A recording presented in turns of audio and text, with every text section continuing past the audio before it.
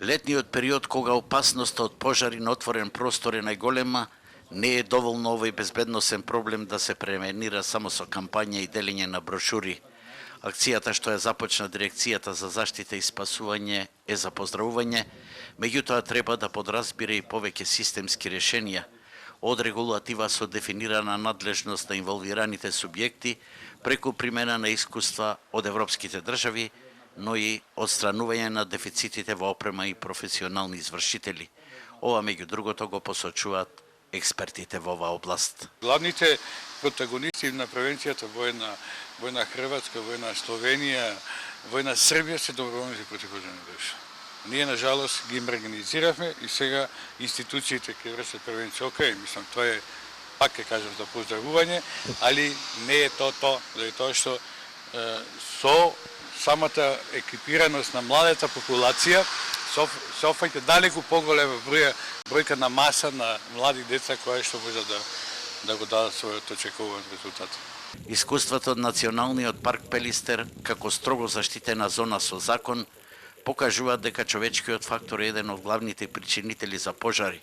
Оттаму подсетуваат дека во 2 наврата опасни пожари направи огромни штети. Пред 2 години во строго заштитената зона изгореа 10 хектари со тревни заедници кои се со огромно значење според европските директиви, а вториот пат во 2011 година изгореа 100 хектари со млада моликова шума. Досега виновниците не се откриени или санкционирани. Најчесто е човечкиот фактор и тоа луѓе кои што можеби од ментални или други побуди постапуваат пиромански, особено во денови кога има многу силен ветер.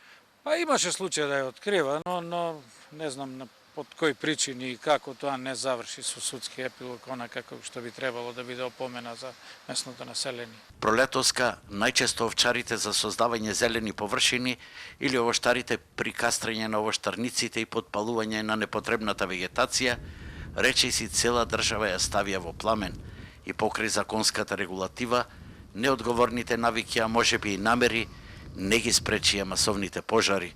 За жал, малкумина беа повикани на одговорност, а лошите статистики со возен парк на противпожарни возила стари по 30 години и дефицит од најмалку 700 професионални пожарникари покажа дека надлежните не водат грижа за овој безбедносен проблем, што ќе рече дека оваа кампања за превенција е само капка во океанот на проблеми.